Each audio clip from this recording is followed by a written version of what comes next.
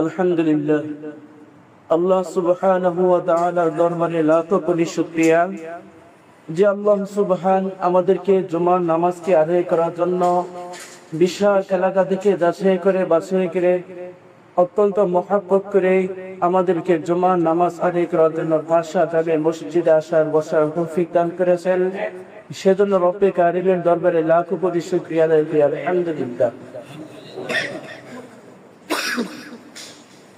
আল্লাহ তাআলার কাছে আবারও শুকরিয়া জ্ঞাপন করি যে আল্লাহ রাব্বুল আলামিন আমাদেরকে কিছু দিনই কথা বলা এবং শোনার তৌফিক দান করেছেন। সেজন্য সকলে আবারও প্রাণ খুলে ধরি আলহামদুলিল্লাহ।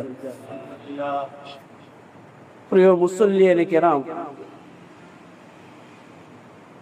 আল্লাহ রাসূল সাল্লাল্লাহু আলাইহি ওয়াসাল্লাম তিনি বলেন, সাবআতুন ইযিল্লুহুমুল্লাহু ফি যিল্লিহি ইয়াওমা লা যিল্লা ইল্লা যিল্লুহু। আল্লাহ রাসূল সাল্লাল্লাহু আলাইহি ওয়াসাল্লাম তিনি বলেন, কাল কিয়ামতের ময়দানে যখন কঠিন অবস্থা হবে তখন আল্লাহ তাআলা আরশের নিচে 7 শ্রেণীর মানুষ ছায়া পাবে, যেদিন আল্লাহর ছায়া ব্যতীত আর কোনো ছায়া থাকবে না।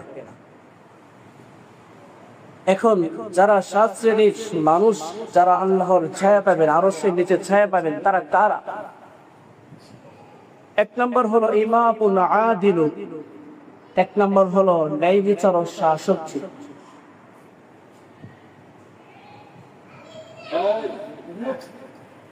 হাদিসের মধ্যে আপনার রাসূল সাল্লাল্লাহু আলাইহি ওয়াসাল্লাম তিনি বলেন, এখানে হাসরের কথা উল্লেখ করা হয়েছে।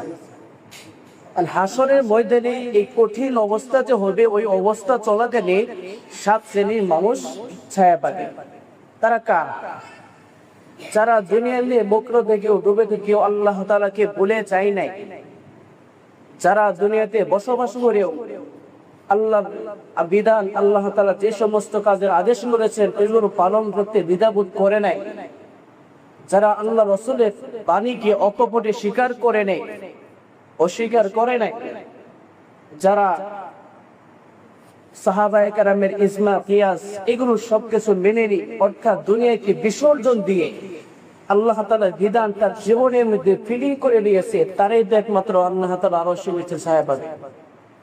প্রিয় হাজিরিন,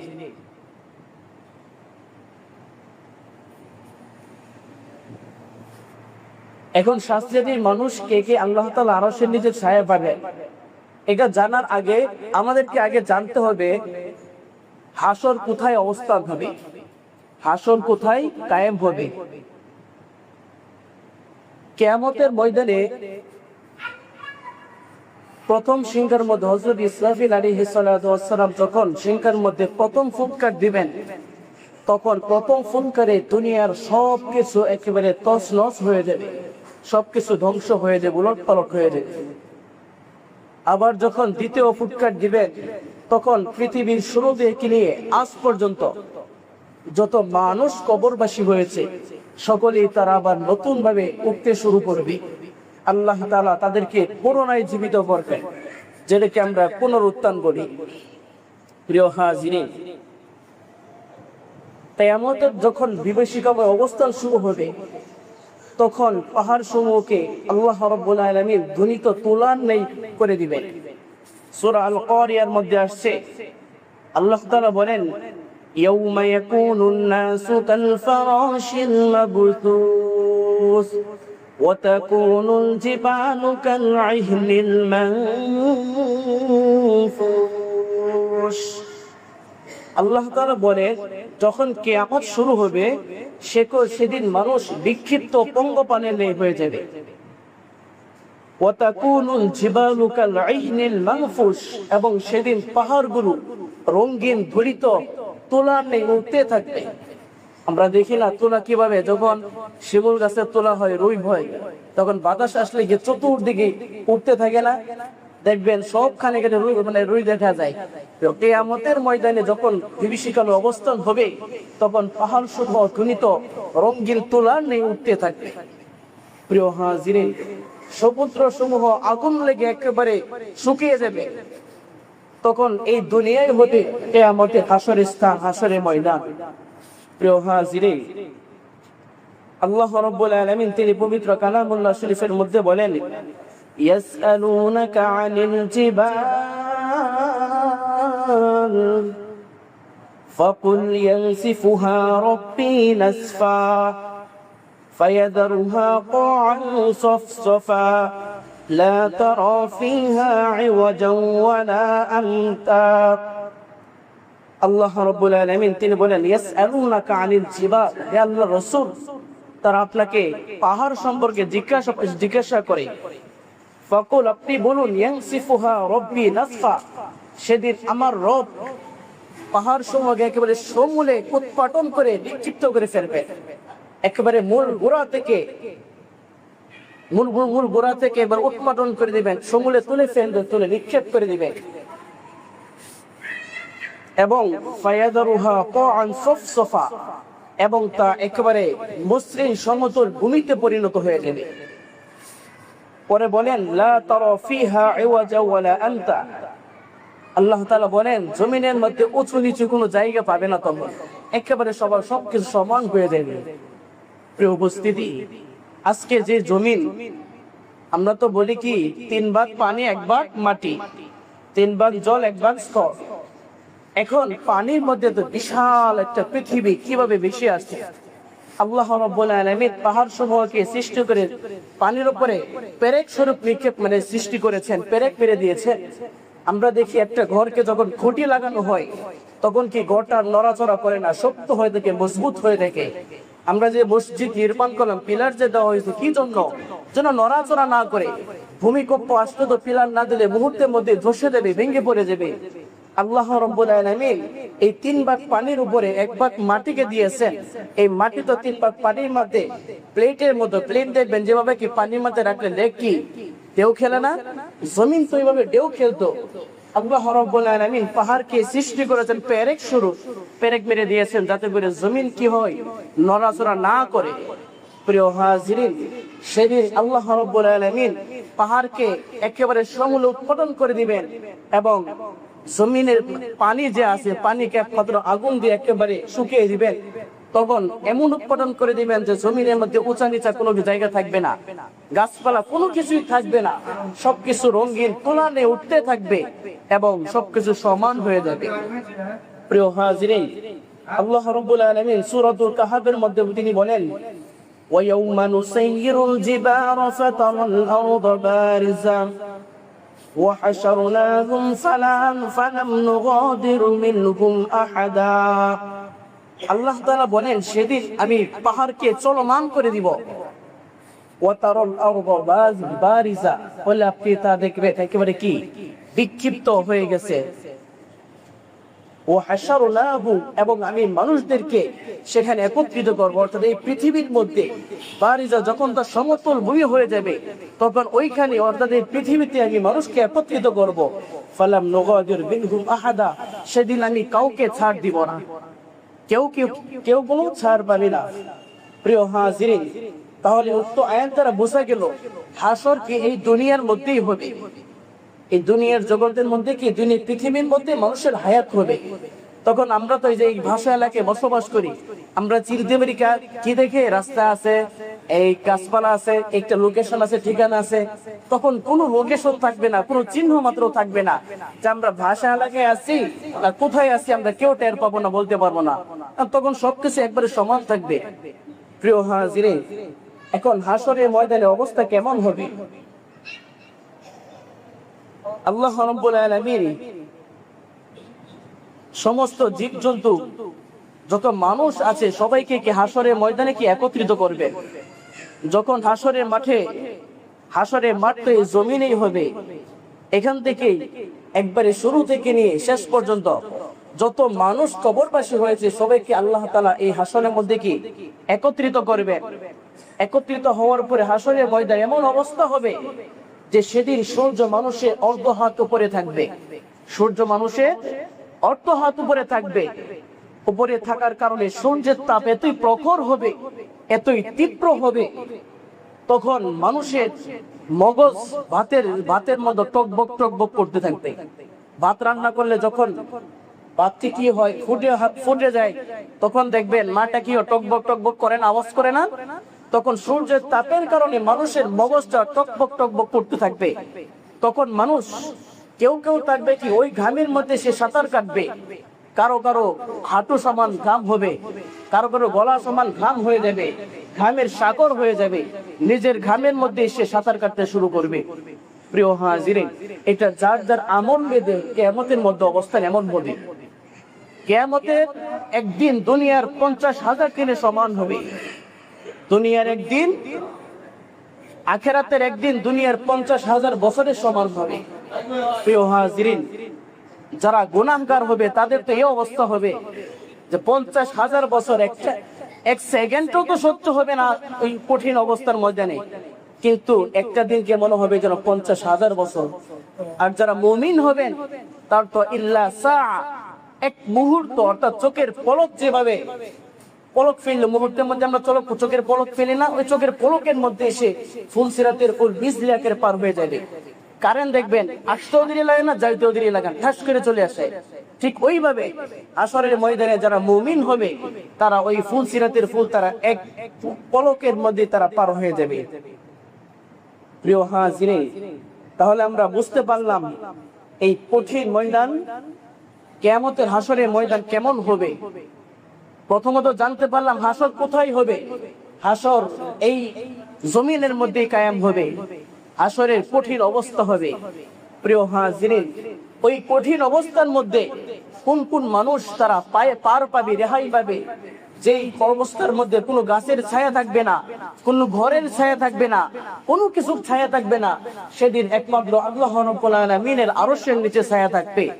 ওই আরশের মধ্যে সবাই জায়গা পাবে না, স্থান পাবে না, শুধুমাত্র 7 শ্রেণীর মানুষ ওই আরশের মধ্যে ছায়া পাবে। প্রিয় হাজিরিন, 1 নম্বর হলো ইমামুল আদিল, যে ন্যায়পরায়ণ বাদশা, সৎ বাদশা। উনি কি একমাত্র 7 শ্রেণীর মধ্যে প্রথম হলো ন্যায়পরায়ণ বাদশা, আল্লাহ তাআলার আরশের নিচে ছায়া পাবে। এখন আমরা তো সাধারণত জানি বাদশা যিনি হবেন তার হাতে কি নিজ ক্ষমতা থাকে, সে কি ক্ষমতাধর, শক্তিশালী হয়। সে চাইলে কাউকে মাফ করে দেয়, কাউকে কি শাস্তিও দিতে পারে। আমরা দুনিয়ার দৃষ্টিতে 3 শ্রেণীর মানুষকে সবচেয়ে ক্ষমতাধর, শক্তিশালী বিবেচনা করি। আমরা দেখতে পাই 3 শ্রেণীর মানুষ। 1 নম্বর হলো যিনি বাদশা, স্বরাষ্ট্রমন্ত্রী, তারাই কি ক্ষমতাধর, তার অধীনে যে সমস্ত মানে জনগণ যারা আছে, জনগণের তারা প্রতিনিধিত্ব করে। 2 নম্বর হলেন যিনি বিচারক, যিনি আদালতের মধ্যে রায় দেন, মানুষের বিচার করেন। 3 নম্বর হলো নেতা, কোন দলের প্রধান, সে তার দলকে মেনটেন করে। ওই 3 শ্রেণীর মানুষের কাছে আমরা সাধারণত কি ক্ষমতা দেখি, ক্ষমতা থাকে। প্রিয় হাজিরিন, ওই অবস্থার মধ্যে যারা ন্যায় বিচার করতে পারবে, বাদশা যখন তার জনগণের সাথে ন্যায় বিচার করবে, নেতা যখন, বিচারক যখন তার আদালতের মধ্যে ন্যায় বিচার করবে, অর্থাৎ যেটা সত্য এটা সত্য রায় দিবে, এবং যেটা অসত্য তাকে শাস্তি দিবে, শরিয়া মোতাবেক তাকে শাস্তি কায়েম করবে। নেতা যখন তার দলকে ন্যায় পথে পরিচালনা করবে, ওই কঠিন অবস্থা, এগুলো যখন করা হয়, এই করাটা অত্যন্ত কঠিন অবস্থা। সবাই এটা পারে না। আত্মীয় স্বজন, আমাদের অবস্থা হচ্ছে আমরা স্বজন প্রীতি করি। আমাদের নিজের কাছের কেউ যদি অপরাধ করে, তখন আমরা তাকে শাস্তি দেওয়ার ক্ষেত্রে কার্পণ্য করি, দ্বিধাবোধ করি। তখন কি করি, আমরা শাস্তি দিতে চাই না, আত্মীয় সম্পর্ক নষ্ট হয়ে যায়। নেতা যদি তার দলে কেউ চাঁদাবাজি করে, লুণ্ঠন করে, মানুষের উপর জুলুম করে, তখন সে তার দলের কর্মীকে নিষেধ করতে পারে না। কি জন্য? সে তার দলের ত্যাগী কর্মী, অর্থাৎ যেই টাকাটা চাঁদাবাজি করতেছে তার 1% নেতার কাছে যায়। প্রিয় হাজিরিন, আমাদের অবস্থা হয়ে গেছে এমন, তাই ওই সঠিক বিচারটা সবাই করতে পারে না।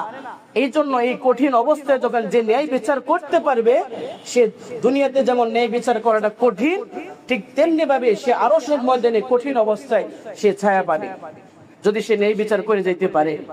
প্রিয় হাজিরিন,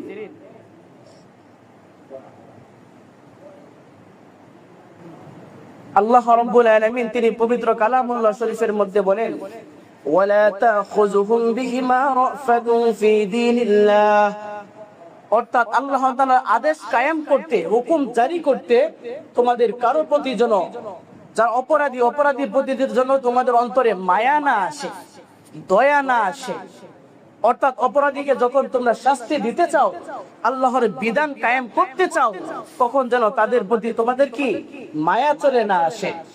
প্রিয় হাজিরিন, যেমন আল্লাহ তাআলা হক কায়েম করবে, আল্লাহ তাআলা একটা কোনো হুকুম কি কায়েম করবে। যেমন ইসলামের অনেক বিধান আছে, চুরি করলে হাত কাটা, জিনা করলে কি রজম মারা, আরো অনেক ধরনের শাস্তি আছে, ঠিক না? আল্লাহ তাআলা বলছেন ওই সমস্ত শাস্তি পালন করা যেমন কঠিন, এই সব কিছু ত্যাগ করে যখন সে আল্লাহ তাআলার হক কায়েম করতে পারবে, এই দুনিয়াতে কঠিন কাজ যদি তার পক্ষে সম্ভব হয়, তাহলে আল্লাহ তাআলা আরশের মধ্যে কঠিন অবস্থা থেকে ছায়া দান করবেন। প্রিয় হাজিরিন, হযরত ওমর ফারুক রাদিয়াল্লাহু তাআলা আনহু, যিনি আমিরুল মুমিনিন বলা হয়, অর্ধ জাহানের খলিফা, একবার হযরত ওমর রাদিয়াল্লাহু তাআলা আনহুর জমানায় ওনার খেলাফতকালে ওনার এক সন্তান মদ পান করেছিল। তখন তো শরীয়তে কি মদ পান নিষিদ্ধ হয়ে গিয়েছিল, তখন নিষিদ্ধ ছিল, এখনো তো আছে। প্রিয় হাজিরিন, এই অপরাধে হযরত ওমর রাদিয়াল্লাহু তাআলা আনহু ওনার সন্তানকে 80টা বেত্রাঘাত করছেন। বেত্রাঘাত করার পরে উনি যখন বাড়িতে গেলেন, উনি কান্না করতেছেন। সমস্ত সাহাবায়ে কেরাম বলল, হে আমিরুল মুমিনিন, হে আমিরুল মুমিনিন, হে আমিরুল মুমিনিন, আপনি আপনার সন্তানকে শাস্তি দিলেন, তখন দেখলাম আপনি এমন কঠোর, আপনার সাথে কঠোর আমরা কাউকে দেখি নাই, কিন্তু এখন যখন বাড়িতে চলে আসলেন, এখন আপনি এইভাবে কান্না করছেন কেন? তার কারণ কি? আমিরুল মুমিনিন হযরত ওমর ফারুক রাদিয়াল্লাহু তাআলা উত্তর দিলেন, হে সাহাবায়ে কেরাম, শুনে রাখো, যখন আমি আমার সন্তানকে বিচার করি, তখন আমি ছিলাম বাদশা হয়ে আমি আমার আল্লাহর হুকুম আদেশ পালন করছি, কিন্তু যখন আমি বাড়িতে চলে আসলাম, এখন আমি তার বাবা হিসেবে এখন আমি তার প্রতি দুঃখ প্রকাশ করছি, মায়া দেখাচ্ছি, কিন্তু আমি যখন শাসন করি তখন আমি ছিলাম বাদশা, তখন আমার কাছে সন্তান কোনো গ্রহণযোগ্য ছিল না। প্রিয় হাজিরিন, এই ঘটনা আমরা কি শিখতে পাইলাম? আমি যখন বাদশা হব, আমি যখন শাসক হব, আমি যখন নেতা হব, যখন বিচার আসবে, বিচারের ক্ষেত্রে আমি স্বজন প্রীতি দেখবো না, কে আমার সন্তান, কে আমার স্ত্রী, কে আমার বাবা, কে আমার কে, তখন আমি কাউকে চিনি না। হ্যাঁ, যখন আমি আলাদা হয়ে যাব, পরিবারভুক্ত হব, তখন আত্মীয় হিসেবে তখন আমি মায়া দেখাতে পারবো। এটাই হল ইসলামের বিধান। প্রিয় হাজিরিন, আল্লাহ রাসূল সাল্লাল্লাহু আলাইহি ওয়াসাল্লামের জমানায় কুরাইশ বংশের একজন সম্ভ্রান্ত মেয়ে, সে চুরি করেছিল। এই চুরি করার জন্য আল্লাহ রাসূল সাল্লাল্লাহু আলাইহি ওয়াসাল্লাম তার উপর হক কায়েম করেছেন। তখন অনেকেই আল্লাহ রাসূলের কাছে সুপারিশ করতে গেল, হে আল্লাহ রাসূল, সে তো কুরাইশ বংশের সম্ভ্রান্ত পরিবারের একজন মেয়ে, তাকে আপনি কি আদেশ দিবেন, এই হক কায়েম করবেন? আল্লাহ রাসূল সাল্লাল্লাহু আলাইহি ওয়াসাল্লাম তাদেরকে এক ধমক দিলেন। ধমক দিয়ে বললেন, যদি আমার কলিজার টুকরা, আমার সন্তান ফাতেমা রাদিয়াল্লাহু তাআলা আনহা যদি চুরি করত, তাহলে আমি আমার মেয়েকে শাস্তি দিতে কোনো দ্বিধাবোধ করতাম না। প্রিয় হাজিরিন, হযরতে ফাতেমা রাদিয়াল্লাহু তাআলা আল্লাহ রাসূলের কলিজার টুকরা ছিল, তিনি একটু দ্বিধাবোধ করেন নাই। প্রিয় হাজিরিন, আল্লাহ রাসূল বলেন কি, নিজের মেয়েও যদি চুরি করত, তারপরে আল্লাহ রাসূলকে হক কায়েম করতে। একবার হযরত আলী রাদিয়াল্লাহু তাআলা আনহুর খেলাফতকালে ওনার যে একটা লৌহ বর্ম, ওইটা চুরি হয়ে গেছিল। আলী রাদিয়াল্লাহু তাআলা আনহু নিজে শাসক হয়ে তিনি আদালতের কাছে, বিচারকের কাছে নালিশ করলেন। বিচারক যখন আদালত নিয়ে বসলেন, উভয় পক্ষের সাক্ষী আনার জন্য বললেন। হযরতে আলী রাদিয়াল্লাহু তাআলা আনহু নিজের সন্তানকে এবং নিজের খাদেমকে সাক্ষী হিসেবে পেশ করলেন। আদালত বলল, নিজের লোক কখনো সাক্ষী হইতে পারে না, নিজের আপনজন কখনো কি সাক্ষী হইতে পারে না। আলী রাদিয়াল্লাহু তাআলা আনহু অপরাধ। আলী রাদিয়াল্লাহু তাআলা আনহু তিনি তো জানতেন সত্যিটা, আল্লাহ তাআলা তো ভালোই করে জানেন, কিন্তু নিজের আত্মীয় সাক্ষী হওয়ার কারণে ওই সাক্ষী বাতিল হয়ে গেল, রায় চলে গেল ওই ইহুদির পক্ষে। ইহুদিকে তখন ওই লৌহ বর্ম দিয়ে দেওয়া হলো। এই যে ইসলামের ইনসাফ, আদল, ন্যায় বিচার থেকে ইহুদি বিমুক্ত হয়ে গেল। বিমুক্ত হয়ে সে স্বীকার করলো, বিচারপতি সাহেব, আমি চুরি করেছি। তখন সে নিজের ভুল স্বীকার করে এই লৌহ বর্ম হযরত আলী রাদিয়াল্লাহু তাআলাকে দিয়ে সে ইসলাম ধর্ম গ্রহণ করে যান। প্রিয় হাজিরিন, আর কত বলবো, অসংখ্য এমন নজির আছে। সাহাবায়ে কেরাম তারা আল্লাহর হুকুম পালনার্থে এক চুল পরিমাণও পিছপা হন নাই। প্রিয় হাজিরিন, এই কঠিন অবস্থার মধ্যে যারা ন্যায় বিচার করতে পারবে তারাই একমাত্র আল্লাহ রাব্বুল আলামিন যখন কিয়ামতের বিভীষিকাময় অবস্থান হবে, ওই যেখানে যেদিন আল্লাহর ছায়া ব্যতীত আর কোনো ছায়া থাকবে না, সেদিন আল্লাহ তাআলা ওই ন্যায় বিচারককে এই আরশের ময়দানে ছায়া দান করবেন। প্রিয় হাজিরিন, 2 নম্বর হলো ওয়াশাবুন নাশা ফি ইবাদাতিল্লাহ। অর্থাৎ আমরা শুরুতে বলেছিলাম আল্লাহ তাআলা 7 শ্রেণীর মানুষকে আরশে নিজের ছায়া দান করবে। 1 নম্বর হলো ন্যায় বিচারক শাসক। 2 নম্বর হলো কি ওয়াশাবুন নাশা ফি ইবাদাতিল্লাহ, ওই যুবক যে তার যৌবনকালকে ইবাদতের মধ্যে কাটিয়েছে। ওই যুবক যে তার ইবাদতকে কি যৌবনকালের মধ্যে কাটিয়েছে। আমরা সাধারণত মানুষের ক্ষেত্রে দেখি সে 5টি কাল অতিক্রম করে। 1 নম্বর শিশুকাল, 2 নম্বর কিশোরকাল, 3 নম্বর যৌবনকাল, 4 নম্বর পৌরকাল, 5 নম্বর বৃদ্ধকাল। 5টি ধাপ মানুষ অতিক্রম করে, কিন্তু আল্লাহ তাআলা অন্যান্য ধাপগুলোকে, অন্যান্য কালকে এতটা গুরুত্ব দেন নাই। আল্লাহ তাআলা কাছে সবচেয়ে বেশি যেটা গুরুত্বপূর্ণ সেটা হলো একমাত্র যৌবনকাল। আল্লাহ তাআলা বৃদ্ধ অবস্থার খোঁজখবর বেশি তেমন নেবেন না। তারপরে কি যুবক মানে এই শিশু অবস্থায়, কিশোর অবস্থায় কি করছেন দেখবেন না, দেখবেন ওইটা তো আছে ঠিক আছে, তবে সবচেয়ে বেশি যেটা গুরুত্ব দিবেন ওইটা কি যৌবনকালকে। যৌবনকালে প্রতিটা হিসাব পাই টু পাই আল্লাহ তাআলার কাছে হিসাব দিতে হবে। প্রিয় হাজিরিন, কারণ যৌবনকাল, যৌবনের তাড়নায় মানুষ অনেক কিছু করে ফেলে, তখন তাকে আটকাই কিসে? সে নিজের রক্তের গরমে, সে নিজের যৌবনের তাড়নায় এমন এমন কাজ করে ফেলে যেটা মানুষ তাকে বাধা দিতে পারে না। মুরব্বীরা তারে কিছু করলে ভয় পায়, সে যদি আমার সাথে বেয়াদবি করে ফেলে। কেউ তাকে শাসন করতে ভয় পায়, কারণ যৌবনের একটা তাড়না আছে। এই বয়সে সে গুনার দিকে অহরহ ধাবিত হয়, এই বয়সে সে নেশার দিকে ধাবিত হয়। এই যৌবন বয়সের মানুষ মাদকের দিকে, জুয়ার দিকে, যত খারাপি আছে বড় বড় খারাপির দিকে বেশি ধাবিত হয়। প্রিয় হাজিরিন, ওই সমস্ত খারাপি থেকে যেই যুবক নিজেকে হেফাজত করতে পারবে, যৌবন কালটা যদি আল্লাহ তাআলা জন্য অক্ষ করে দিতে পারে, তাহলে ওই যুবক আল্লাহ রাব্বুল আলামিনের আরশের নিচে ছায়া পাবেন। আল্লাহ রাসূল সাল্লাল্লাহু আলাইহি ওয়াসাল্লাম তিনি বলেন, ওয়া আন শাবাবিহি ফীমা আবলা। আল্লাহ রাসূল বলেন, হাসরের ময়দানে 5টি উত্তর না দেওয়া পর্যন্ত একটা আদম সন্তান এক চুল পরিমাণ আগাইতে পারবে না, এক পা নড়াচড়া করতে পারবে না। তার মধ্যে অন্যতম হলো ওয়া আন শাবাবিহি ফীমা আবলা, সে তার যৌবনকাল কিভাবে অতিক্রম করেছে ওইটার জবাব না দেওয়া পর্যন্ত সে এক চুল পরিমাণও কি সামনে এগোতে পারবে না। প্রিয় হাজিরিন, তাহলে আমাদের বোঝা গেল যৌবন কালটা হলো অত্যন্ত সেনসিটিভ বিষয়, অনেক গুরুত্বপূর্ণ একটা বিষয়। কাজে যে ব্যক্তি যৌবন কালকে আল্লাহ তাআলা ইবাদতে কাটিয়ে নিতে পারবে, সেই ব্যক্তি আল্লাহ রাব্বুল আলামিনের আরশের ছায়ার মধ্যে কি ছায়া পাবেন। প্রিয় হাজিরিন, 3 নম্বর হলো ওয়ারাজুলুন কলবুহু মুআল্লাকুন ফিল মাসাজিদ, এমন ব্যক্তি যার অন্তরটা মসজিদের দিকে ঝুঁকে থাকে, মসজিদের সাথে সম্পৃক্ত থাকে।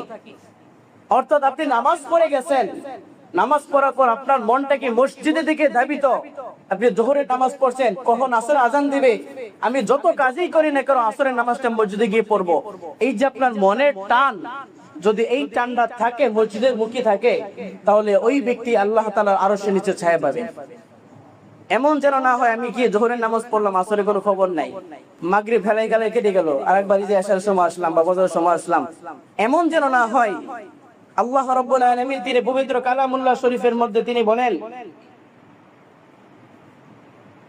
ফাওয়াইলুল লিল মুসাল্লিন আল্লাযীনা হুম আন সালাতিহিম সাহুন, ওই সমস্ত মুসল্লি, ওই সমস্ত নামাজি ধ্বংস হোক। আল্লাযীনা হুম আন সালাতিহিম সাহুন, যারা তাদের নামাজের ব্যাপারে উদাসীন, গাফেল। গাফেল দ্বারা অর্থ এটা হইতে পারে যে আমি এক শুক্রবারে নামাজ পড়ছিলাম, মাঝখানে 1 সপ্তাহ চলে গেল, কোনো খবর নাই, পরে শুক্রবারে এসে জুমাতে উপস্থিত হইলাম, এটাও গাফেলের একটা অর্থ। আরেকটা গাফেল হলো আমি নামাজ পড়তেছি, যোহর পড়লাম, আসর পড়লাম না, মাগরিবের সময় আসলাম, এটাও নামাজের গাফেল। আরেকটা গাফলতি এমন হইতে পারে যে আমি নামাজ পড়তেছি ঠিক আছে, কিন্তু কার সামনে নামাজ পড়তেছি, এই যে চুলকাইতেছি, এদিকে খাদ যাইতেছি, হাতা উপরে তুলতেছি, ওদিক তাকায় রয়েছি, কোনো মানে খেয়াল নাই নামাজের মধ্যে, উদাসীন। আল্লাহ তাআলা এমন নামাজীদেরকে ধ্বংস ঘোষণা করেছেন, তাদেরকে লানত করেছেন। প্রিয় হাজিরিন, কাজে বোঝা গেল উক্ত আলোচনা দ্বারা আমাদের নামাজ পড়তে হবে কি খুশু খুজুর সাথে। খুশু খুজু মানে কি? খুশু মানে বাহ্যিক অঙ্গ প্রত্যঙ্গ ঠিক থাকা, আর খুজু মানে ভিতরে মনের অবস্থা ঠিক থাকা। অর্থাৎ আপনার হাত পা সবকিছু নড়াচড়া ঠিক আছে, নামাজে আছে, মানুষ বোঝা যায়। আর খুজু মানে আপনার মনের অবস্থা, নামাজের অবস্থা কি আপনার মনটা কি নামাজের মধ্যে আছে। শয়তানে বলে, হাদিসের মধ্যে আছে যে উজকুর কাজা, শয়তান মনে করে দেয় ওইটা মনে কর, ওইটা মনে কর, ওইটা কি, তারপরে কি শয়তান একটা বা একটা মানুষকে স্মরণ করে দেয়। প্রিয় হাজিরিন, কাজে আমাদেরকে অত্যন্ত মনোযোগ সহকারে নামাজ পড়তে হবে এবং আমার অন্তরটা যারা মসজিদমুখী হয়ে থাকে সে খেয়াল করতে হবে। যদি এটা আমরা আমল করতে পারি তাহলে আমাদের